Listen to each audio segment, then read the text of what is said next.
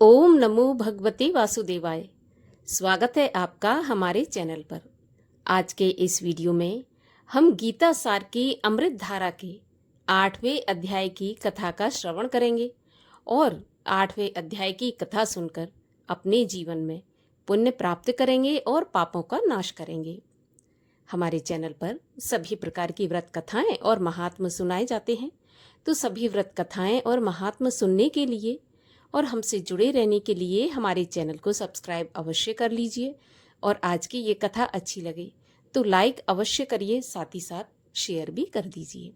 तो चलिए सुनते हैं श्रीमद् भगवत गीता सार का 8वां अध्याय और 8वें अध्याय का महात्म, जो कि भगवान श्री कृष्ण ने अर्जुन से कुरुक्षेत्र के मैदान में कहा था और चारों दिशाओं से सभी देव, किन्नर, गंधर्व, सब सृष्टि पूरी रुककर भगवान श्री कृष्ण के मुख से इस उपदेश को सुन रही थी और इस उपदेश का रस के रूप में पान कर रही थी। तो आइए आज हम भी इसी रस का पान करते हैं और सुनते हैं 8वें अध्याय की कथा। अर्जुन ने कहा, हे पुरुषोत्तम, ब्रह्म क्या है? आध्यात्म किसको कहते हैं? अधिभूत क्या है और अधिदेव क्या कहलाता है? हे मधुसूदन, अधियज्ञ क्या है और इस देह में अधिदेह कौन सा है? मरने के समय में स्थिर चित्त वाले लोग तुमको कैसे जान जाते हैं? भगवान श्री कृष्ण बोले, जो अक्षर अविनाशी और परम श्रेष्ठ है वही ब्रह्म है। प्रत्येक वस्तु का स्वभाव आध्यात्म कहलाता है और समस्त चराचर की उत्पत्ति करने वाला जो विसर्ग है वही कर्म है। जो देह आदि नाशवान वस्तु है वही अधिभूत कहलाती हैं। विश्वरूप जो विराट पुरुष है वही अधिदेव है। और हे पुरुषों में श्रेष्ठ, इस देह में मैं ही अधियज्ञ हूँ। अंतकाल में जो मेरा ध्यान करता हुआ शरीर त्याग करता है वह निस्संदेह मेरे शरीर को पाता है। हे कुंती पुत्र, अंत समय में मनुष्य जिस वस्तु का ध्यान करता हुआ शरीर त्यागता है वह उसी को पाता है। इस कारण तुम सदैव मुझ में ही मन को लगाकर मेरा ही स्मरण करते हुए संग्राम करो। तुम निस्संदेह मुझको आकर मिलोगे। हे पार्थ, अभ्यास रूप योग से युक्त हो दूसरी ओर न जाने वाले मन से सदा चिंतन करता हुआ पुरुष परम और दिव्य पद को प्राप्त होता है। अतएव जो अंत समय में मन को एकाग्र करके भक्ति पूर्वक योग अभ्यास के बल से दोनों भवों के मध्य भाग में प्राण को चढ़ाकर सर्वज्ञ, अनादि, संपूर्ण जगत के नियंता, सूक्ष्म से भी सूक्ष्मतर, सबके पोषक, अचिंतन्य स्वरूप सूर्य के समान प्रकाशवान, तमोगुण से रहित परम पुरुष का ध्यान करता है वह उसको मिलता है।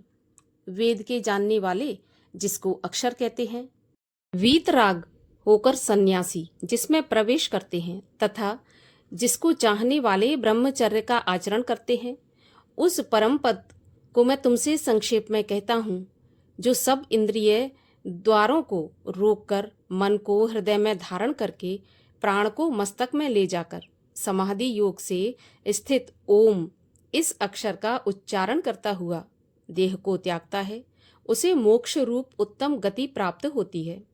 हे पार्थ, जो मुझ में ही मन लगाकर नित्य प्रति मेरा स्मरण करते हैं, उन सदैव स्मरण करने वाले योगियों को मैं बहु सुलभ रीति से प्राप्त होता हूँ। मुझको प्राप्त होने पर परम सिद्धि को प्राप्त करने वाले महात्मा गण फिर यह जन्म नहीं धारण करते, जो नाशवान और दुख का घर है। हे अर्जुन, ब्रह्मलोक पर्यंत जितने लोक हैं वहां से लौटना पड़ता है, परंतु मुझ में मिलने से फिर जन्म नहीं होता। 1000 महायुगों का एक दिन होता है और 1000 महायुगों की एक रात्रि ब्रह्मा की होती है।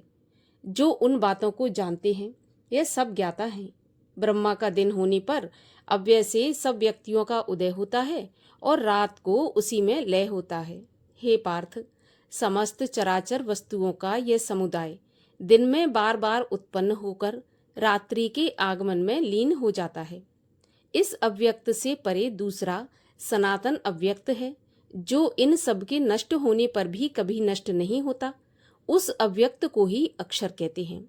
वही परम गति है जिसको प्राप्त करके फिर संसार में नहीं जन्मते। वही मेरा परम धाम है। हे पार्थ, जिसके अंतर्गत सब प्राणी हैं और जिसने उस समस्त जगत का विस्तार कर रखा है, वह श्रेष्ठ पुरुष अनन्य भक्ति से ही मिलता है।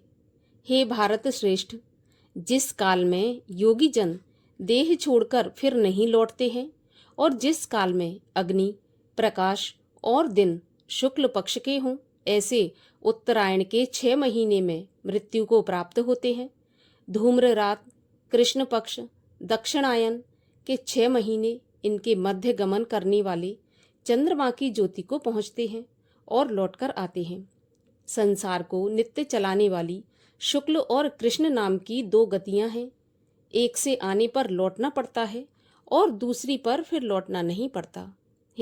हे पार्थ, योगी इन दोनों गतियों का तत्व जानता है, इसी से मोह में नहीं पड़ता। अतएव हे अर्जुन, तुम सदा योग युक्त हो। वेद, यज्ञ, तप और दान से जो जो पुण्य फल बतलाए गए हैं, योगी उन सबसे अधिक ऐश्वर्य प्राप्त करता है और सर्वोत्तम आदि स्थान पाता है। इस प्रकार भगवान श्री कृष्ण ने 8वें अध्याय की कथा का सार संपूर्ण किया और अब सुनते हैं 8वें अध्याय का महात्म्य। 8वें अध्याय के महात्म्य के अनुसार श्री नारायण लक्ष्मी जी से बोले, हे लक्ष्मी, दक्षिण देश में नर्मदा नदी के तट पर एक नगर है। उसमें सुशर्मा नाम का एक बड़ा धनवान विप्र रहता था। एक दिन उसने एक संत महात्मा से पूछा, हे ऋषिराज, मेरे कोई संतान नहीं है। तब ऋषिवर ने कहा, तू अश्वमेध यज्ञ कर, बकरा देवी को भेंट चढ़ा, देवी तेरे को पुत्र देंगी।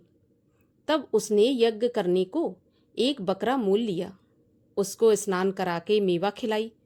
जब उसको मारने लगा तब बकरा कह कह शब्द करके हंसा।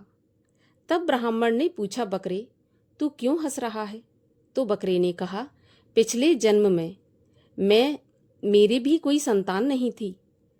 तब एक ब्राह्मण ने मुझे भी अश्वमेध यज्ञ करने को कहा था। मैंने सारी नगरी में बकरा ढूंढा, परंतु बकरा हाथ नहीं लगा। ढूंढते ढूंढते एक बकरी का बच्चा दूध पीता मिला। उस बच्चे समेत बकरी को मैंने मोल ले लिया। तब उसको बकरी के स्तन से छुड़ाकर मैं यज्ञ करने लगा। तो बकरी बोली, अरे ब्राह्मण, तू ब्राह्मण नहीं जो मेरे पुत्र को होम में देने लगा है, तू तो महापापी है। क्या यह कभी सुना है कि पराये पुत्र को मारने से किसी ने पुत्र पाया है? तू अपनी संतान के लिए मेरे पुत्र को मारता है। वह बकरी बहुत कुछ कहती रही पर मैंने होम किया। तब बकरी ने श्राप दिया कि तेरा गला भी इसी प्रकार काटा जाएगा। ऐसा श्राप देकर वह बकरी तड़पकर मर गई। कुछ समय के बाद मेरा भी काल आया और मैं भी मृत्यु को प्राप्त हो गया और मेरे कर्मों के कारण मुझे नरक की आग में तपाया गया।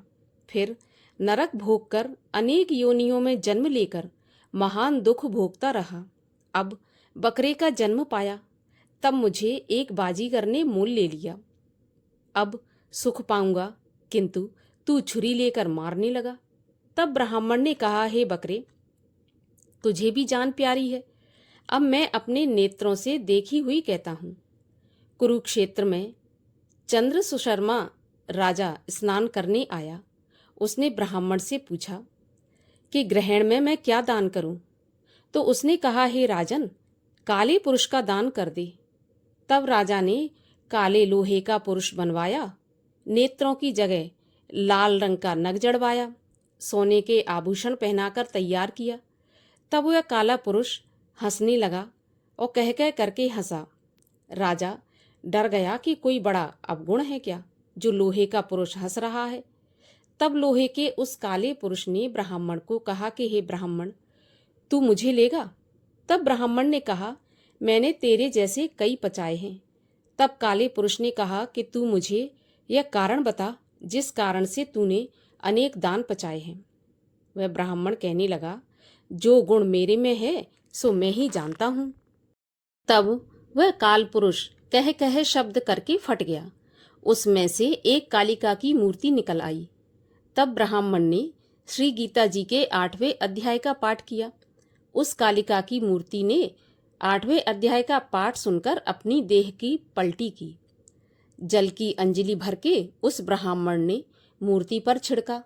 जैसे ही जल छिड़का, तत्काल उसकी देव देही हो गई, विमान पर बैठकर बैकुंठ को चली गई।